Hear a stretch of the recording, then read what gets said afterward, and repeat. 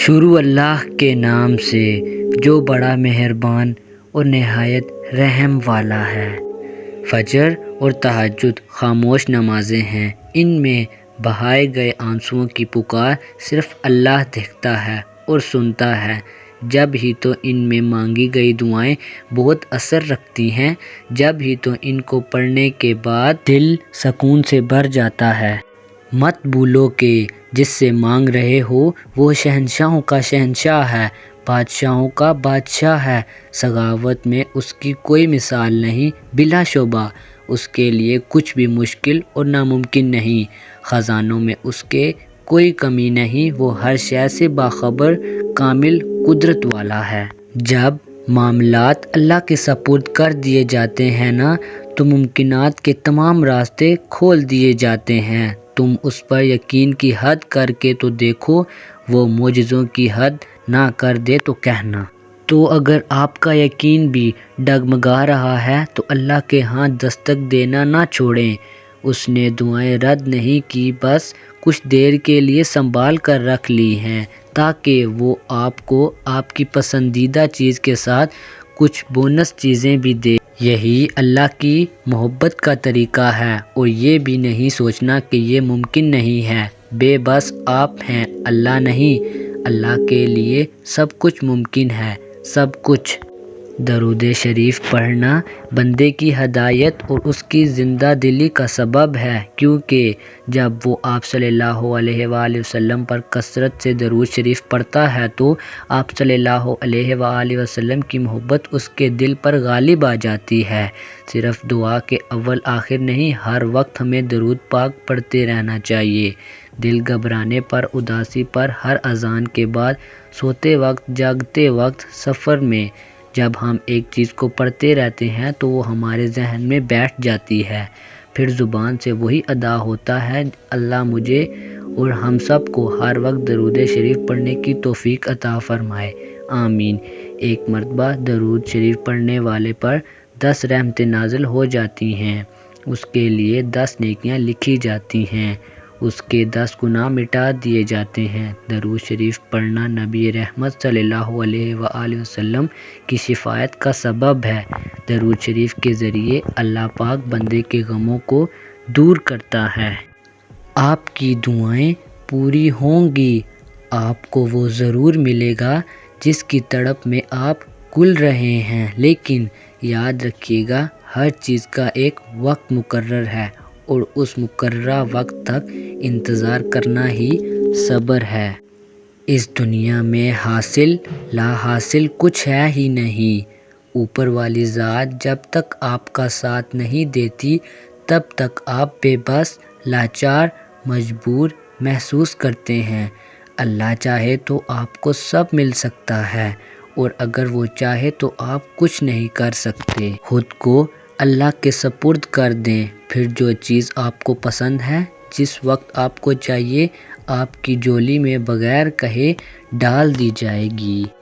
وہ رب جو دلوں پر لگی مہریں ہٹاتا ہے، وہی رب تمہارے مقدر پر لکھی مہریں بھی ہٹائے گا۔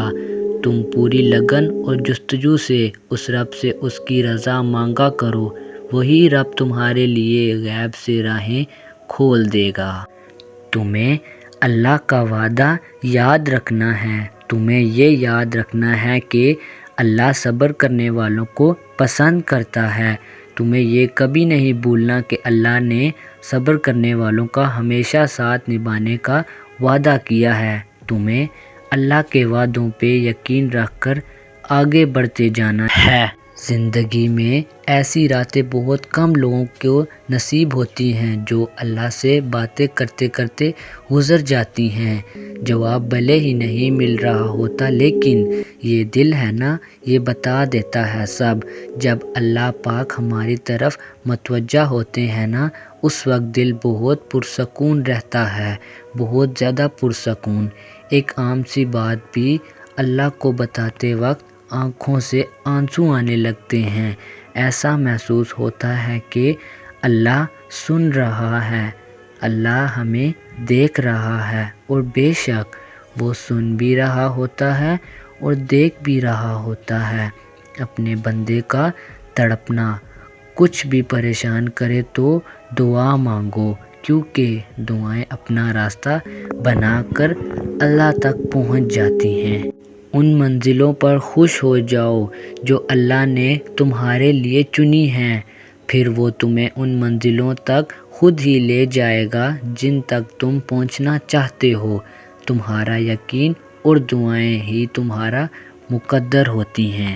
اور کچھ لوگوں کو وہ موسیٰ کی طرح لاڈلا رکھتے ہیں، انہیں تکلیفیں دیتے ہیں، انتظار کرواتے ہیں، ان کا صبر دیکھتے ہیں، لیکن پھر ان کے لیے سمندر سے راستہ بھی بناتے ہیں، فرعون سے بھی بچاتے ہیں اور پاکیزہ ساتھی بھی دیتے ہیں۔ تو کیا لاڈلوں کے حصوں میں تکلیفیں نہیں آتیں؟ جواب آیا، ارے نہیں لڑکی، تکلیفیں تو سب کے حصوں میں آتی ہیں، لیکن اس کے حصے میں زیادہ آتی ہیں جن سے محبت ہوتی ہے۔ پتا بھی نہیں گرتا اور اللہ کو خبر ہوتی ہے۔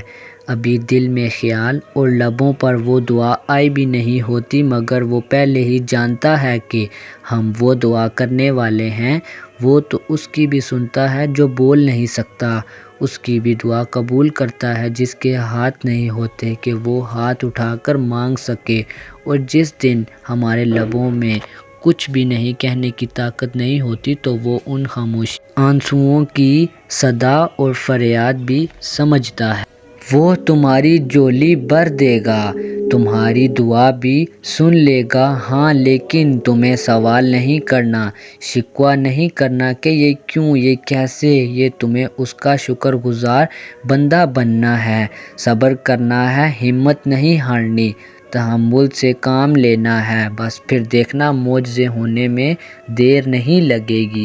حالات ساتھ نہیں دے رہے، ہاتھ اٹھنا بند نہیں ہو رہے، لب وہ ایک دعا کہنا کبھی بھولتے نہیں ہیں، صبر جواب دینے لگا ہے، راستے نظر نہیں آ رہے، دل تھکنے لگا ہے، سب مخالفت ہیں کہ دعا قبول نہیں ہوگی، مگر پھر بھی اپنے آپ کو دیکھو کس طرح توکل رکھے ہوئے وہ دعا مانگ رہے ہو، تو کیا پتہ تم بس قبولیت کے قریب پہنچنے ہی والے ہو۔